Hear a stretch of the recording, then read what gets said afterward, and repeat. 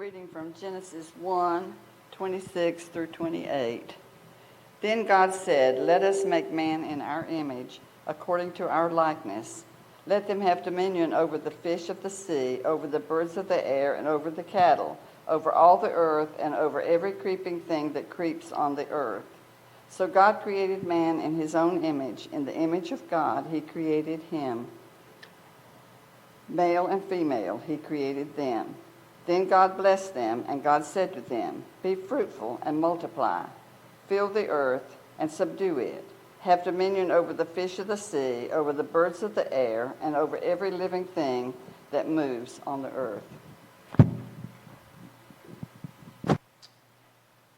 Thank you, Annette. When Jeff contacted me recently about speaking this morning, he indicated that this was Women's Ministry Sabbath. So I thought I'd try to find some information concerning the history of women's influence in the church. Now, in Bible times, in many, and also in many places today, women were not highly regarded, not respected, and were often treated as property and slaves. And quite honestly, my initial thoughts that the women in ancient days probably didn't have much in the way of ministry, that any influence or respect they might enjoy was due simply to their fathers, brothers, or husbands. So I started digging into the scriptures and Ellen White's writings and found numerous instances where women did indeed influence history and stand out as warriors for God. You know, if close to half the world's population is female, we have an awesome opportunity and obligation to lead others to Christ and prepare the world for Christ's coming. When I was growing up back in the 50s, and I know that was a long time ago, when you finished high school, you had a few choices. Generally, you became a housewife, a school teacher, a nurse, or a secretary. I became a secretary. Of course, there were exceptions, and some of my brilliant classmates went on to become doctors, lawyers, and influencers of the world. But generally, it was an uphill battle for a woman to get very far. They were only women, you know. But today, literally, the sky's the limit. Women, many women, in fact, most of my doctors are women, lawyers, engineers, scientists, and astronauts. Sky is the limit. You can do just about anything you want if you put your mind to it. And you know, with all the expanded opportunities we enjoy, we've also got expanded responsibilities to share our faith. Now, I have a Kindle. My children get a little annoyed because I seem to have it everywhere. It's become my best friend part of the time. Anyway, I have an app on my Kindle that gives me free access to all of Ellen White's writings. It's really neat. And I really enjoy this app for many reasons, not the least of the fact that I can make the print big enough that I can read it without my glasses. Anyway, I was looking through the books available, and I came across a book entitled Daughters of God. That gave me more information than I really needed for a talk today.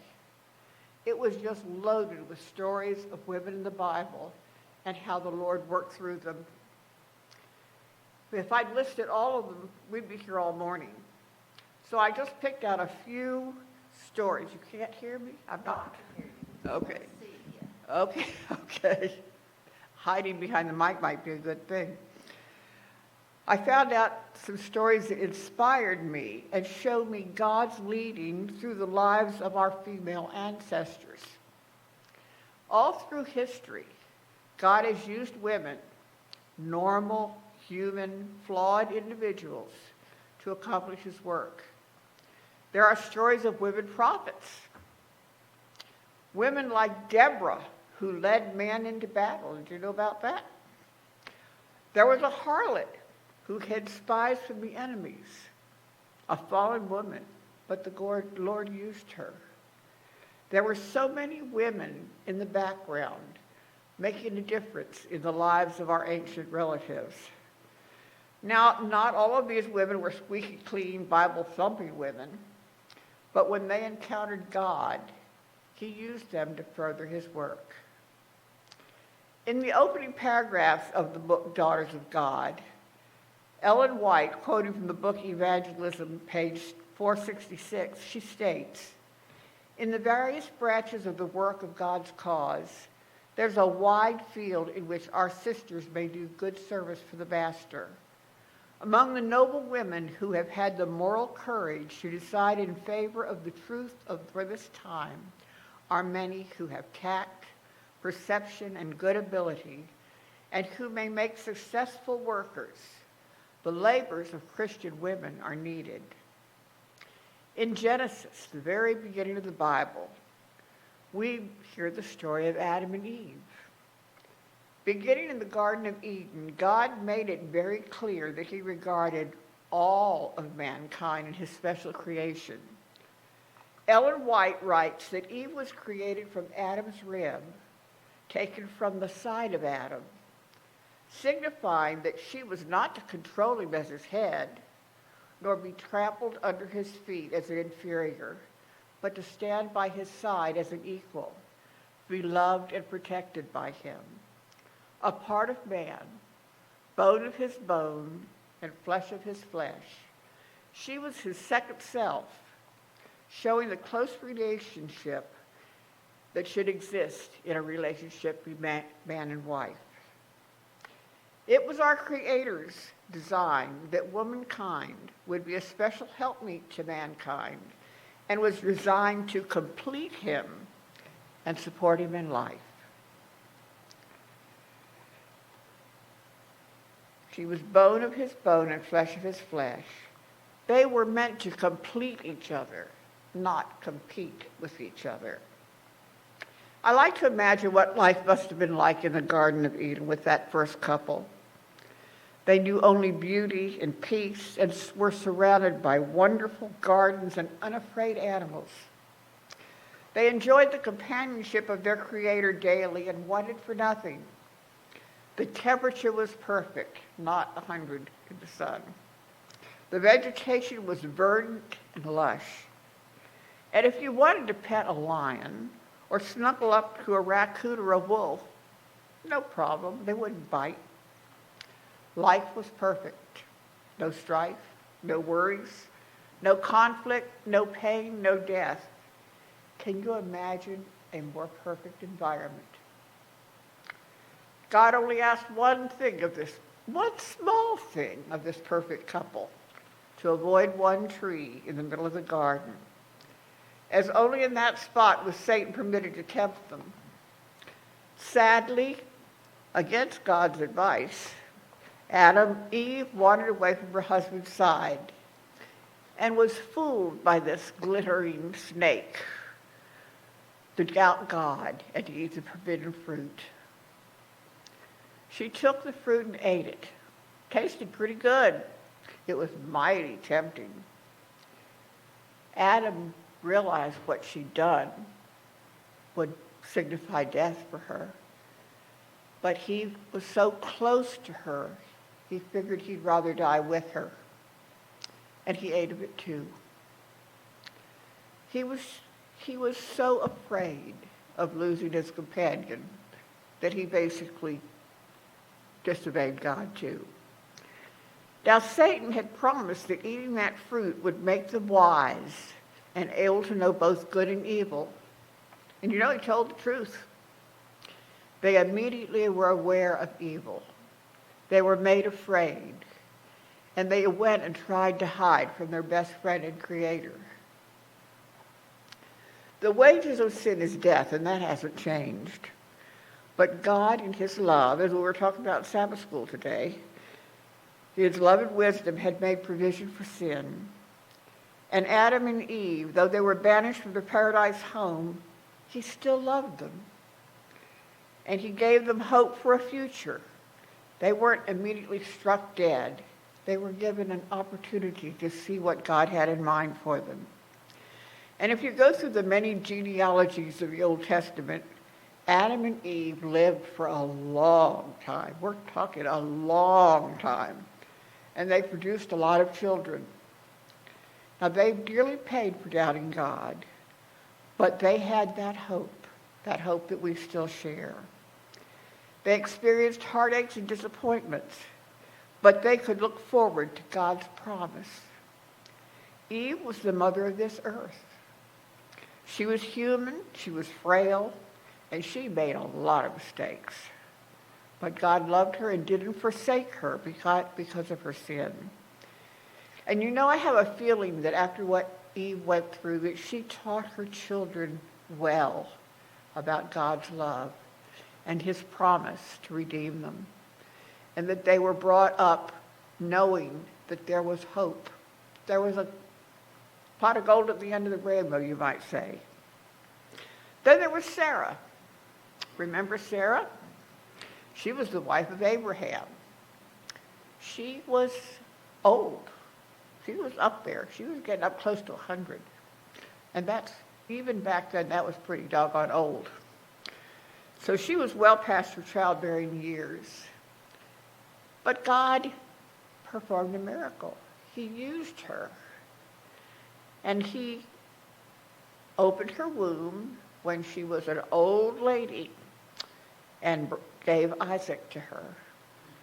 Now, she wasn't perfect. She made mistakes. But God chose her for Abraham. And they became the parents of our nation. She was willing to be led by God. She wasn't perfect. She was human. But she was willing to be led for God, and she changed history. Another woman that I can remember talking about was Zipporah. She was Moses' wife. Now, she had been brought up in a different country than Egypt, but she embraced the God of Abraham. And when she had children of her own, she wanted to follow him. Now, the story is told that Moses had been a little neglectful in circumcising his son, and the Lord was angry with him. So Zipporah went and did the job herself, which was kind of unusual back then. But she wanted to be right with God, and God used her as a helpmeet for Moses all those years. Now, I also mentioned Rahab, the harlot. Now, you know, women with that profession were not very well respected, but the Lord used her, even though she was not squeaky clean. He used her to hide the spies in the wall of Jericho. And you all remember the story of walking around the city of Jericho 7 times. And when those walls came tumbling down, Rahab and her family were kept safe. God used an imperfect woman. Deborah. This is a story I'd kind of forgotten about. Deborah was a prophetess. Now, we heard all about the prophets in the Bible, but Deborah was a prophetess. Israel, as usual, had wandered away from God. They did it all the time. They would get in league with their heathen neighbors, and they would forget about God, and of course God would send them into exile, and they'd be miserable, and they'd complain. And so they raised up Deborah to bring the people back to God. Well, she went to Barak. Barak was a military leader, and she told him, she said, "The Lord has told me that you're to gather your army together and fight our enemy." Well, you'd think that this old army general would probably be ready to go out and fight, but no, he was scared silly. He said, "The only way I'll go out and fight, Deborah, is if you go with me." So she did. But she told him, she says, "You know, you lost your faith in God, and the victory in this battle is going to go to a woman. Well, it was kind of a gory story. They went into war, Barak leading the Israelite army, and of course, with Deborah at the helm and God leading, they were winning the battle beautifully. When Sisera, who was the general of the enemy's army, he saw the battle was going the wrong way. So he hightailed it out of Dodge. He went running to a nearby community, found what he thought was a friendly house, and took refuge there.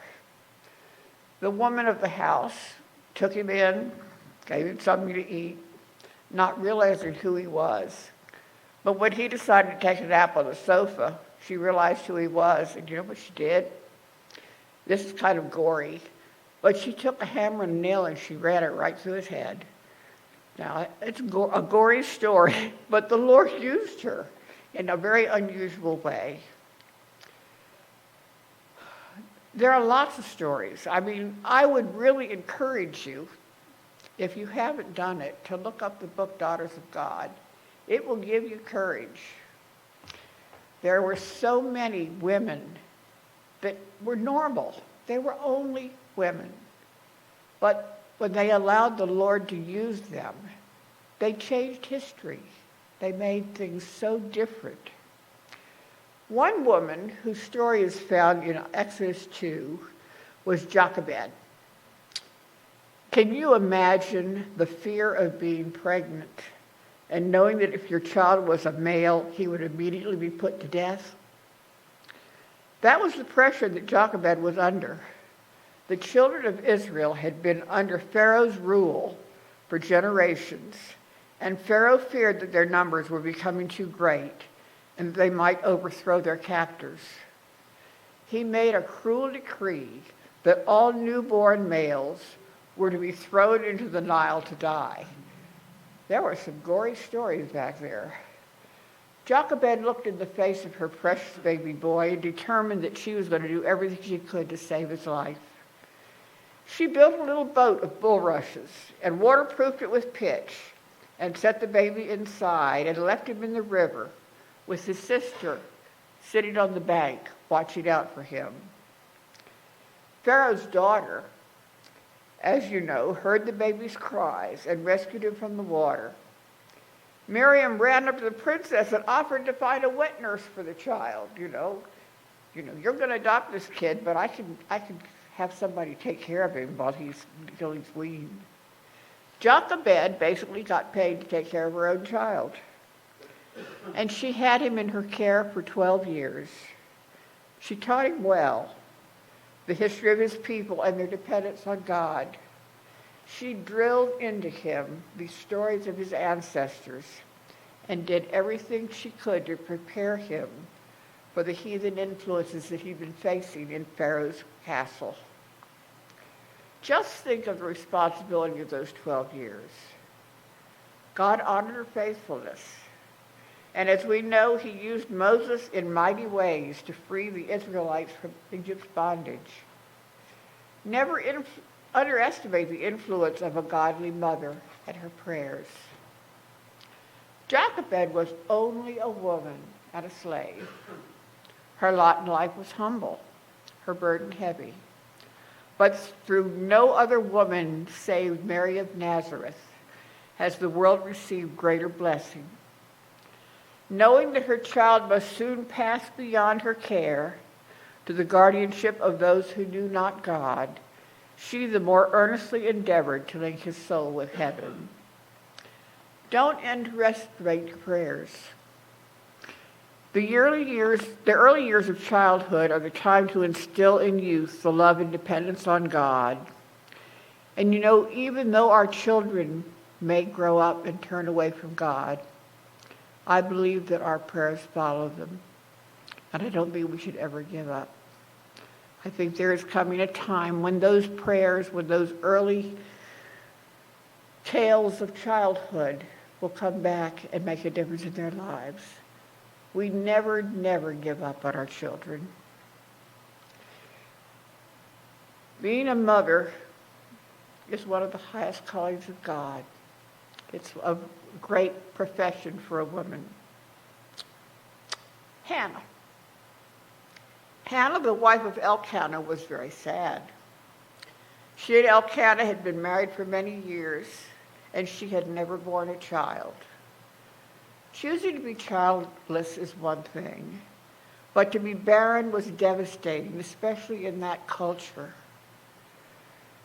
Though Elkanah loved his wife, he chose to take another wife as well and had sons and daughters by her. Now, this was not God's plan.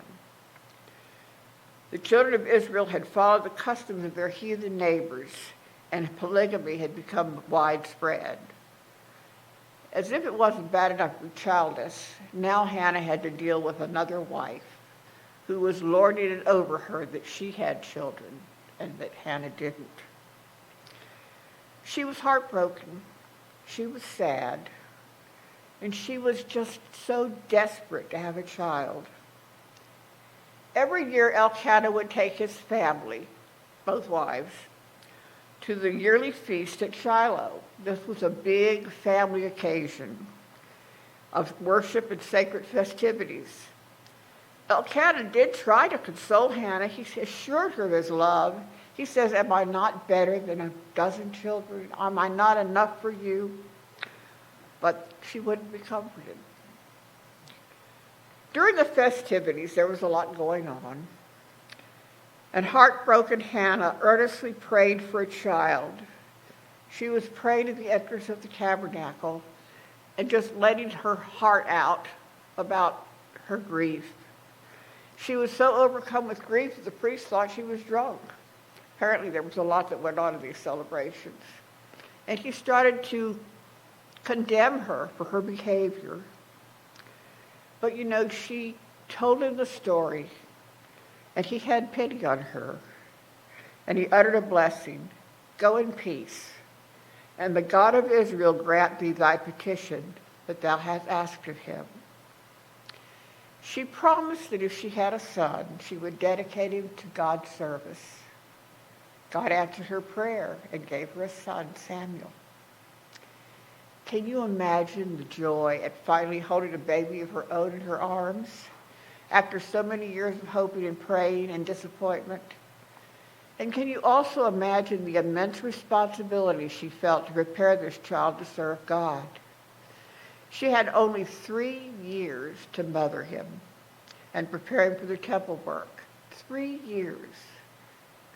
And you can't underestimate the importance of a mother's influence in preparing her family to serve the Lord. She taught him every day of his need to listen to God and be true to him. Too quickly those years flew by, but a promise was a promise, and she didn't go back on her word. I can only imagine the tears that she shed when she eventually took him to the temple and left her little boy in the care of Eli, the high priest. Just think. 3 years old, just a baby. I feel certain that she spent many hours on her knees praying for Samuel, for his protection and education in the temple. Though he was raised in a holy temple, he was not completely untouched by evil influences, as Eli's own spoiled sons did not remain faithful to the tasks assigned to them. But Samuel had been well prepared for his role by his mother and also taught by the high priest. And he learned to rely on his relationship with God. In no small part, his mother's prayers followed him. Hannah returned to the temple yearly at the time of the feast. Every year she brought him a new coat. Can you imagine the love that she sewed into those coats, picturing how much he would have grown in a year? And I know that she rejoiced in those annual reunions with her son. But she never went back on her promise to God. God honored her sacrifice, and Samuel became a great worker for God. Hannah was only a woman, and a barren one at that. But because of her faithfulness and unselfishness in dedicating her son to God's service, she changed the course of history. Now, one other woman, and these stories are kind of complicated sometimes. Another woman that I noted was Esther. Now, Esther was a lovely young lass, beautiful girl, very devout. She had been adopted by her uncle Mordecai. The children of Israel were living under the Persian king. They had been captive for many years, and they'd been there for such a long time, they pretty well felt like they were at home. And generally, they enjoyed the ability to follow their God without too much interference. Well, anyway, the king got mad at his wife, Vashti. Being a queen was not necessarily a permanent position back then. And she wouldn't do what he wanted her to do, and he wasn't having it, so he said, bye, you're no longer the queen. I'm going to find somebody else. So he had a beauty contest. He said, find me the most beautiful virgins in the kingdom and bring them to me. Now, it wasn't just a matter of parading before the king. When you were chosen to be one of the king's anointed, they took a year to prepare. They were brought into the harem. They were given beauty treatments. They were taught how to act. They were taught how to prepare to meet the king for a solid year. Well, Esther was one of those chosen.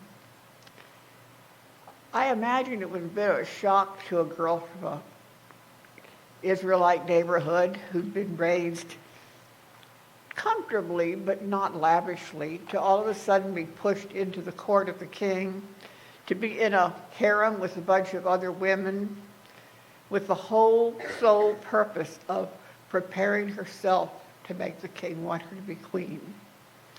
Well, time went by, the year was up, she got to see the king. Now, she wasn't the only one who was on this trial. There were other women. It was kind of, I don't know how he kept it up. He had different women trying to make up his mind who he wanted. But anyway, there was something special about Esther. Undoubtedly, it was God leading, that he chose her to be his queen. Her loving demeanor, her kindness, not to mention her beauty, attracted him, and he was enchanted. Apparently, at this time, he was not aware of her ethnic background. He just knew she was a beautiful girl, and he wanted her, so he made her queen. Now, truthfully, being queen was fine and dandy, but you still didn't get to call the shots. If the king wanted you, he called for you. If not, you lived in the harem. You didn't have any say-so in what went on in the country, and you were just there at the king's pleasure. And there was this villain. His name was Haman, and he had it in for the Israelites. He was kind of up in the king's cabinet, and he thought he was a pretty big deal. And he expected everybody to kind of bow down to him and tell him how wonderful he was. Well, Mordecai, Esther's uncle, didn't do that. And it made Haman mad. It made Haman very, very, very mad. And he decided that he was going to get rid of not only Mordecai, but the whole Israelite nation. Well, he fooled the king into putting out a decree that all the Israelites were going to be killed. We're going to go out and just mow them down. They're a blight on the country. When Mordecai approached Esther and told her that everybody's going to be murdered, basically, she was very upset. She thought, what can I do? I'm only a woman. I can't go into the king uninvited. But she had faith in God, and she said, tell the children of Israel to pray.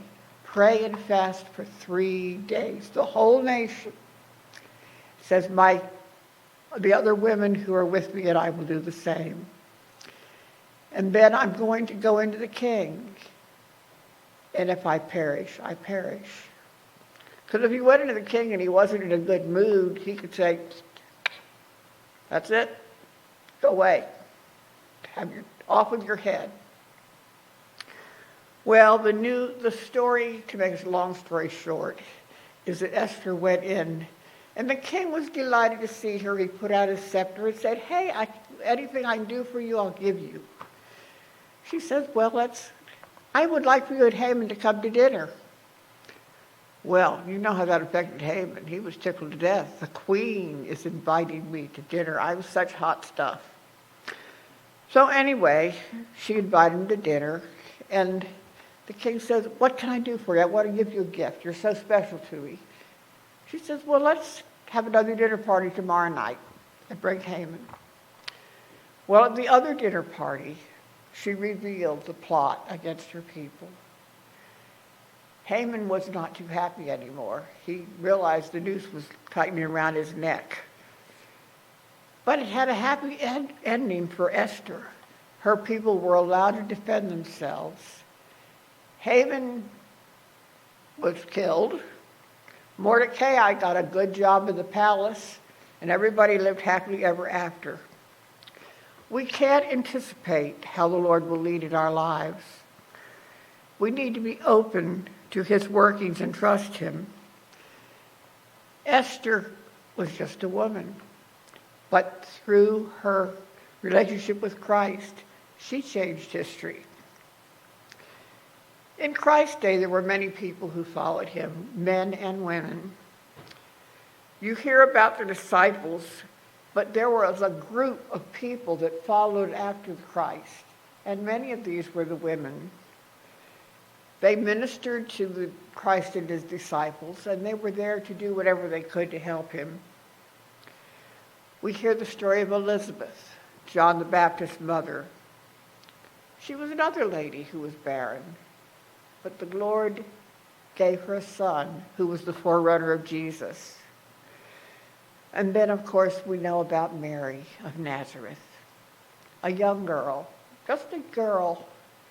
When you think back, I've heard she was probably in her early teens. She was a faithful follower of God. And God chose her, a very young woman, to be the mother of his son. It wasn't an easy life for her. She was not married at the time of the conception. She had to endure gossip. There's been gossipers around forever. She was condemned because of her pregnancy. But she knew that God was in charge, and she was willing to be used by God. And as a result, she became the mother of Jesus. She followed him faithfully. She watched him die. She was willing to be used of God. There are so many others whose lives were changed by knowing and accepting Jesus. The woman with the issue of blood who was healed by touching the hem of Jesus' garment. The Samaritan woman with a terrible reputation whose life was changed by meeting Jesus. Mary and Martha, they were special ladies in Jesus' life. They were the sisters of Lazarus, and they often sheltered and fed Jesus and his disciples. They were special friends with whom the Lord could relax and refresh himself. And Mary, who had had an unfortunate reputation, loved the Master so much because of his forgiveness. She was so grateful for his forgiveness, she couldn't get enough of his teachings, and she honored him by washing his feet with costly ornament and drying with her hair. Now, her sister Martha, and I've known a lot of Marthas, she was a hard-working, organized woman who made sure that everything was done just right. Her guests were fed. She also loved the Master, but her personality was such that she didn't feel she could relax and listen. We need Marthas, the ladies who are always cooking and visiting and quietly showing God's love to those around them. They're never idle. It's wonderful to be busy doing God's work, but it's also important to take time to listen to him and to communicate with him. There are numerous other women in the scriptures who served the Master, loved the Lord, and watched him die on the cross. And even after Christ's death, there were a number of women mentioned in the scriptures, like Dorcas, who spent her time making clothing for the poor. She was the first Dorcas leader. And then there was Lydia, who was a wealthy woman who opened her home up to the disciples and invited her neighbors in to hear them. There are always those who were used of God to further his work. And you know he still uses women today. We have jobs to do. Where would our churches be today if not for the influence of godly women and faithful men? There is so much work to be done that none of us can afford to be idle. It doesn't matter who your ancestors are, what your level of education is, or what mistakes you may have made in your life. Like many of the women we've talked about today, God can use you regardless. Wherever you may be in your life, you can use your influence for good. Through loving, patient contact with those around us, we women have a mission to lead others to Christ. There was a poem I heard once that I wish I could have found. It concerned a woman who visited her neighbor often with the goal of introducing her to Christ. And she brought her a loaf of homemade bread each time she visited. As a result of their friendship, the neighbor accepted Jesus and became a Christian. The poem ended by the neighbor saying, "I'd still like a loaf of